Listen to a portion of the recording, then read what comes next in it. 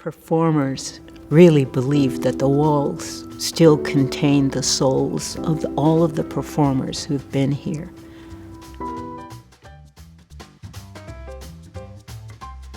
Kansas City, once edge of America, a city many people just passed through.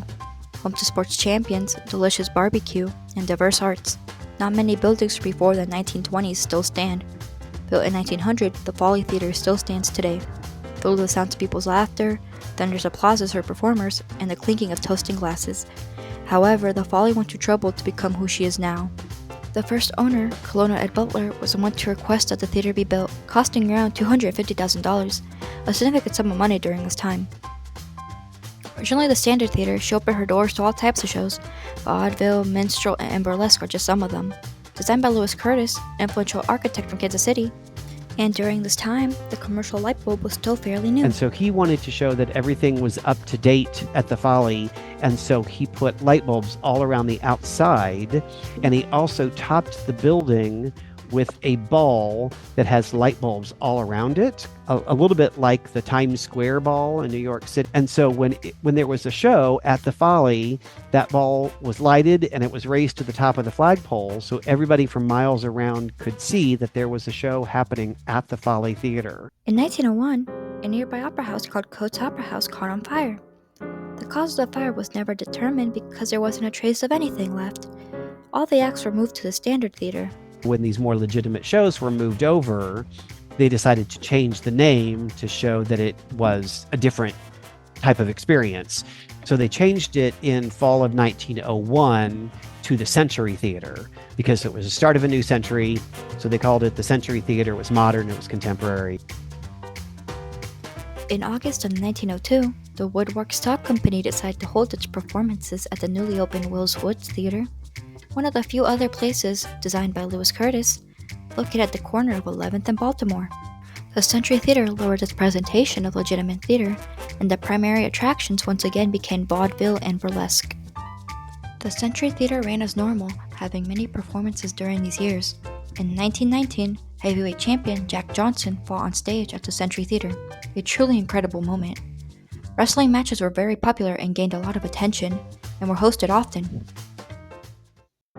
When a fire was discovered on the afternoon of May 3, 1920, under a balcony mere moments before curtains rose for performance, faulty wiring was to blame. However, even with the $25,000 in damages, the evening performance still went on. Sadly, this wasn't the only thing the Folly had to overcome. Closing in 1922 for renovations, she would remain closed until she celebrated a grand reopening in September of 1923. Under the new direction of the Shubert family. The Shuberts were kind of the AEG of their day. They owned a lot of theaters across the entire country, and they had traveling shows that they booked into all these theaters that they owned and operated. And so they took the lease in 1923 on the theater. They already had a theater in town called the Shubert Theater, and so they called this one Shubert's Missouri Theater. So they still put their name on it, but they called it the Missouri Theater. The theater stood as tall as a tower, even with the chaos of 12th Street, showcasing the works of Shakespeare and Jeanine O'Neill, while featuring top-rated performers.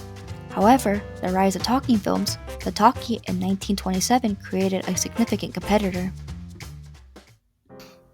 Interest in the theater started to decline around 1928. The Shubert family had begun to sublease the theater to burlesque shows again, to the point where no traditional performances were seen till her closure in 1932. As Americans struggled financially due to the stock market crash, both legitimate and vaudeville theaters are forced to close. Sam S. Shubert, the Missouri, the Garden Theater, the Main Street Theater, and the Globe Theater were all forced to close their doors. But as Lady Luck would have it, only one still stands today. In 1938, the woman holding the bond for the property decided to sell it, not realizing it had already been auctioned off for back taxes. The name had been removed, leaving her nameless. Evident talks about turning the land into a parking lot became a lot more apparent. The Grand Lady of 12th Street lived on. After 9 long years, in 1941, the theater was finally reopened. During this year, the name Folly was born, with the renaming to the Folly Burlesque. During World War II, the theater became a hotspot for soldiers. This reopening fully featured many famous artists perform live, such as Gypsy Rose Lee, Sally Rand, and Tempest Storm.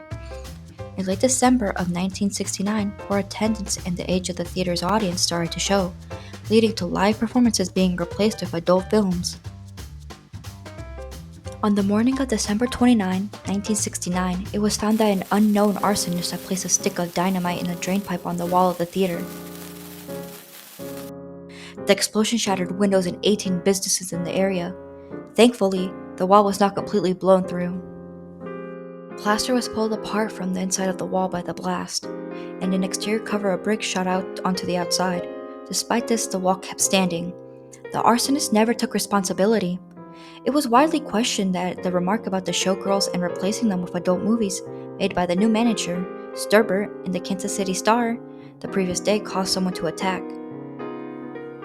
The Folly continued to play adult films until January 24, 1974, when the Kansas City Star said she died a quiet death. She was sold to a New York property management company, which wanted to turn her into a parking lot. Later in the same year, theater expert Joan Candillon and businessman William Derhams III led Kansas Cityans to rally around the crumbling theater, working persistently to protect the grand old lady from 12th Street from an ill fate. The balcony steps were unstable, the seats were mangled and some beyond recognition, and the curtains were tattered. There was trash in every nook and cranny of the interior.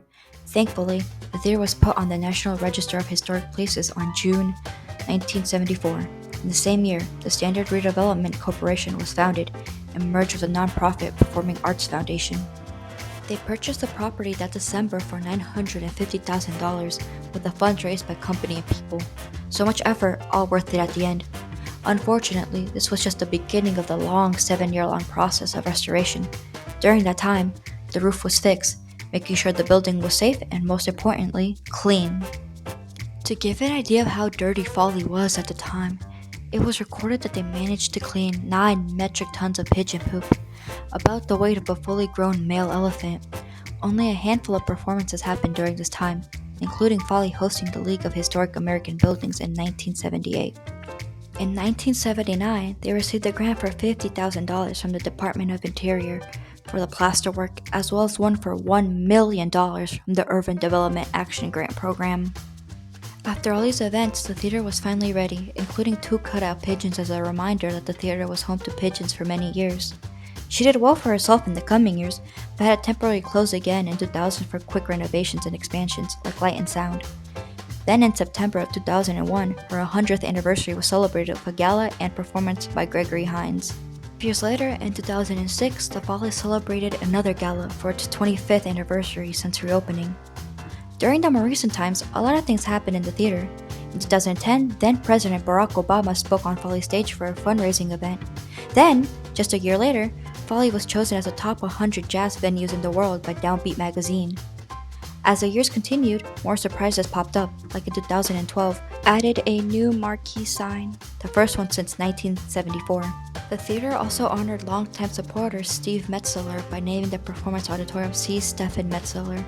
In the summer of 2018, more renovations took place, but that winter, a crew found the basement filled with water. As it turns out, the 100-year-old sprinkler system had a leak, and where repairs were complete, the bill came up to over $100,000, and the theater ended up making a GoFundMe to ask the public for help. The theater managed to earn $3,000 of the needed $10,000. As you can see, the Folly's been through a lot, turning a young 120 years old in 2020. But the pandemic caused her to cancel and postpone around 160 shows. Despite this, the Folly remains strong and is still standing to this very day. Very impressive if you ask me. She shows great resistance and perseverance, becoming a key showpiece in performance and arts, and becoming a key part of Kansas City. If you want to know more about the Folly Theater and the shows happening, go to follytheater.org. And if you happen to know a theater in your area, it's worth researching. You'll never know what history you might find. 9 tons of pigeon poop